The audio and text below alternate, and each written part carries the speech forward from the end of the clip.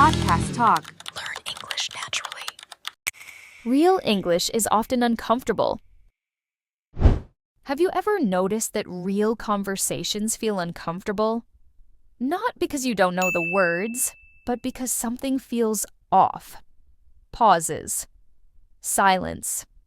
That moment where no one knows what to say next. And this is where most people think they're bad at English. They think, I messed up. But the truth is, this discomfort is not a mistake. It's how real English actually works. If you've ever felt lost in conversations, stay with us. And if you want to understand real English, not textbook English, subscribe to OffScript English. That uncomfortable feeling usually appears when expectations don't match reality. You expect a clean answer, but you get hesitation. You expect confidence, but you hear uncertainty. And instead of seeing this as normal, many learners see it as failure. But real conversations don't follow scripts. People think while they speak. They change direction mid-sentence. They pause because they're choosing words, not because they're wrong. In real English, silence is not empty. It's often full of meaning. It can signal thinking, hesitation, politeness, or emotional caution. Understanding this changes how you listen. Many learners try to escape that discomfort. They speak faster. They over-explain. They fill every pause. But native speakers often do the opposite. They slow down. That's because comfort in English doesn't come from speed. It comes from acceptance. Accepting pauses. Accepting uncertainty. Accepting that not every moment needs words. Once you accept this, something shifts. You stop fighting the conversation. You start moving with it. And English begins to feel less stressful and more human. And this is where real progress starts. Not when everything sounds perfect, but when you stay present, even inside uncomfortable moments. One of the biggest myths about English is that fluency means comfort. But that's not how real conversations work. Even native speakers feel awkward, unsure, or uncomfortable. The difference is that they don't panic when it happens. They've learned that discomfort doesn't mean failure. It often means something real is happening. Someone is thinking. Someone is choosing words carefully. Someone is deciding how honest they want to be. Learners, on the other hand, often expect English to feel smooth all the time. So when it doesn't, they assume they're doing something wrong. But discomfort is not a signal to stop. It's a signal to slow down. Think about everyday situations, a difficult question, a personal topic, a moment where the answer isn't clear yet. In real English, those moments rarely sound confident or polished. And that's okay. English is not a performance. It's not about sounding perfect under pressure. It's about staying present, even when the moment feels uncomfortable. A lot of people think that if a conversation feels uncomfortable, it means something went wrong. But in reality, discomfort often appears right before something honest happens. It's the moment where people stop using automatic phrases and start thinking about what they actually want to say. And that moment almost never sounds smooth or confident. This is especially true in English because learners are used to prepared answers. You learn phrases, you memorize structures, and everything feels safe. But real conversations don't warn you. They change direction suddenly, and that's when discomfort shows up. Not as a problem, but as a sign that the conversation is real. If you pay attention, you'll notice that the most meaningful conversations usually feel uncomfortable at first. There's a pause. There's uncertainty. Sometimes there's silence. And instead of escaping that moment, native speakers stay inside it. That's a huge difference. One thing learners don't hear enough is that discomfort often means progress. When a conversation feels slightly uncomfortable, it usually means you've moved beyond memorized phrases. You're no longer repeating safe language. You're reacting in real time. And that's exactly where growth starts. This is why many people feel fluent in class but lost in real life. Classroom English protects you from discomfort. Real English doesn't. It puts you in situations where you have to think, feel, and respond all at once. In real conversations, you don't get time to prepare perfect answers. You don't know what the other person will say next, and that uncertainty is uncomfortable, especially at first. But it's also what makes the conversation alive. Native speakers accept this uncertainty. They don't fight it. They don't try to control every moment. They trust the conversation to unfold naturally, even if it feels awkward.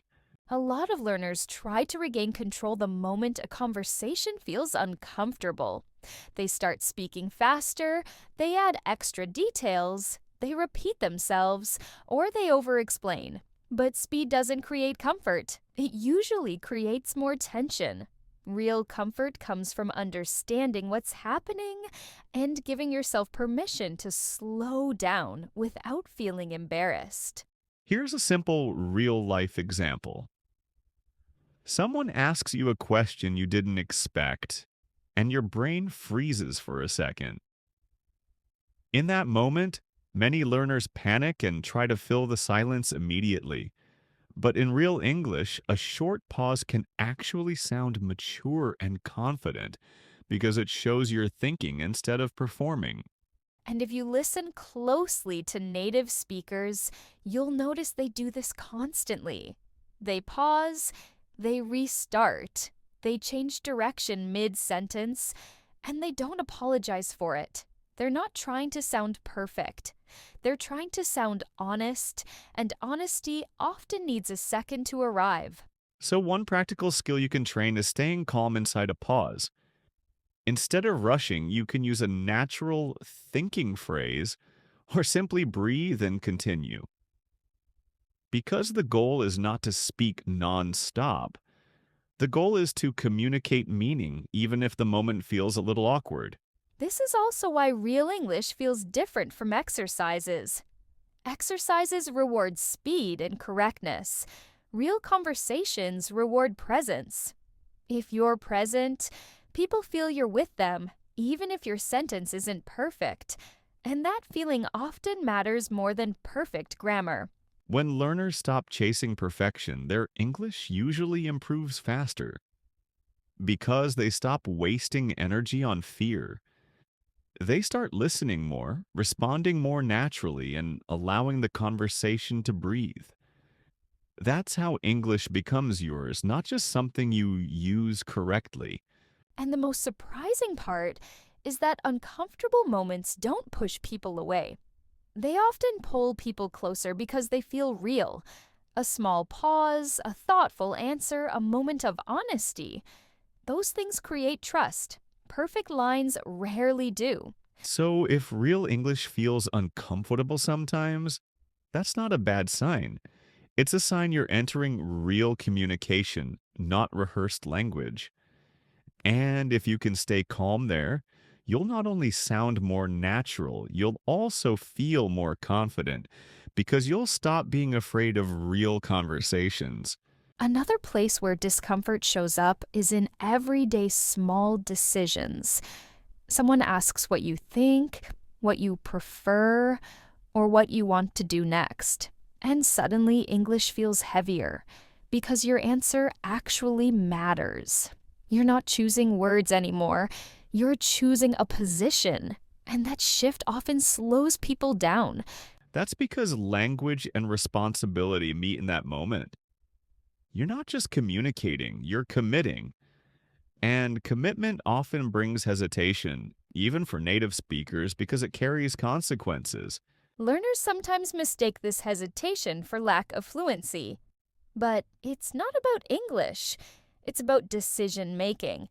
When the decision feels important, the language naturally slows down. You can hear this in meetings, relationships, and even casual plans. People circle around an answer. They test ideas out loud.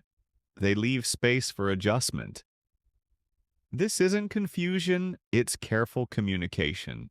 Once you recognize this, conversations feel less threatening. You stop expecting instant clarity. You allow answers to form slowly, and that patience often leads to more honest outcomes. This also explains why silence is so powerful. Silence gives people room to think without pressure. And in real English, silence is often a sign of respect, not awkwardness. But many learners rush to fill that space. They worry silence means failure. So they talk more, explain more, or apologize. What they don't realize is that silence can actually make their words stronger. When you allow silence, people listen more carefully. They feel that what comes next matters, and that changes the energy of the conversation in a very subtle but powerful way. This is why real English often feels slower than you expect. Not because people don't know what to say, but because they care about how and when they say it. That care is what makes conversations meaningful. Once you stop fighting that slowness, English becomes easier. You stop chasing speed. You start trusting timing, and that trust changes everything about how you speak. Another place where discomfort becomes very obvious is when people talk about feelings. Emotions don't come with ready-made sentences, especially in a second language. You can feel something clearly, but struggle to express it right away. That gap between feeling and wording often creates pauses, hesitation, and a sense of awkwardness, even though nothing is actually wrong. In real English, people rarely express emotions perfectly the first time. They adjust their words as they go. They correct themselves. They soften or strengthen what they say depending on the reaction they feel. That process sounds messy, but it's actually very human and very natural. Learners often expect emotional conversations to sound clean and clear, but in reality, those are the moments where language breaks its own rules. Sentences stretch, ideas overlap, and meaning appears gradually, not all at once. This is why uncomfortable English is often the most honest kind. People are not performing. They're figuring things out in real time. And that process naturally includes pauses, corrections, and moments of uncertainty. When you accept this, you stop trying to sound emotionally perfect. You allow yourself to be unclear for a moment, and that permission often leads to clearer and deeper communication later in the conversation. Native speakers trust this process. They don't rush emotional clarity. They let it develop through interaction, tone, and feedback. That patience is one of the reasons their English feels calm, even in difficult topics. For learners, this can feel risky. You worry about being misunderstood. You worry about saying too much or too little. But those risks exist in every language, not just in English. Once you realize that, pressure starts to drop. You stop blaming English for moments that are simply human, and you begin to separate language skill from emotional difficulty. That separation is powerful. It helps you stay present instead of self-critical. You listen more, you respond more honestly, and conversations begin to feel less stressful overall. When English stops carrying emotional pressure, it becomes much easier to use. Not because it's simpler, but because you're no longer fighting yourself while speaking. And that change alone can transform how natural your English feels. Another situation where real English feels uncomfortable is when conversations become personal without warning. Someone suddenly asks about your plans, your feelings, or your future. You may understand every word, but still feel unsure how to respond. That hesitation doesn't mean your English is weak. It means the question matters, and you're taking a moment to respond honestly instead of automatically. In moments like that, learners often blame language first. They think the problem is vocabulary or grammar, but the real difficulty is emotional processing. You're deciding how much to share, how honest to be, and how safe the conversation feels, all at the same time. Native speakers experience this too, but they don't question their ability because of it. They expect personal questions to slow conversations down. They expect pauses, careful wording, and sometimes unclear answers. That expectation makes discomfort feel normal instead of threatening. For learners, this is an important shift. Instead of asking, why is this hard? You can ask, why does this matter? That question changes how you experience the moment and helps you stay present instead of panicking. When you allow yourself that perspective, English feels more human. You stop expecting yourself to respond perfectly. You focus on responding sincerely. And sincerity often creates stronger connections than perfect sentences ever could. This is also why real conversations can't be rushed. When emotions are involved, speed reduces clarity. Slowing down gives meaning time to surface, and that slower pace often leads to answers that feel more real and more accurate. Many learners feel pressure to respond quickly because silence makes them nervous. They worry that pausing sounds weak or unprepared. But in real English, silence often signals care and respect for the conversation. When you slow down, you show that you're thinking, weighing meaning, and choosing words intentionally, and that intention often comes across as confidence rather than hesitation. If you listen closely to confident speakers, you'll notice they rarely rush. They give their thoughts time to form. They allow sentences to develop naturally instead of forcing a perfect structure. That patience creates clarity over time and makes their speech feel grounded, even when the topic is complex or emotionally loaded. Another reason English feels uncomfortable is that real conversations are unpredictable. You don't know where the other person will take the topic. You can't prepare every response in advance. That uncertainty feels risky. But it's also what makes conversations authentic and meaningful instead of scripted. When learners accept this unpredictability, their mindset shifts. They stop trying to control every moment. They focus on listening, reacting, and staying connected. And that shift alone often improves fluency more than memorizing new phrases ever could. Real English also becomes uncomfortable when conversations touch values and boundaries. You're not just choosing words, you're choosing how much of yourself to share. That decision naturally slows speech and creates pauses. Those pauses are not signs of confusion, they're signs of awareness and self-respect. Native speakers trust these pauses because they know clarity can arrive later. They don't force answers before they're ready. They allow meaning to unfold through interaction and feedback. That trust is one of the reasons their English sounds calm and natural. For learners, practicing this trust takes time. It means letting go of the need to be perfect. It means accepting moments of uncertainty without self-criticism. Over time, this acceptance reduces stress and makes conversations feel lighter. When English stops carrying emotional pressure, everything changes. You listen more carefully.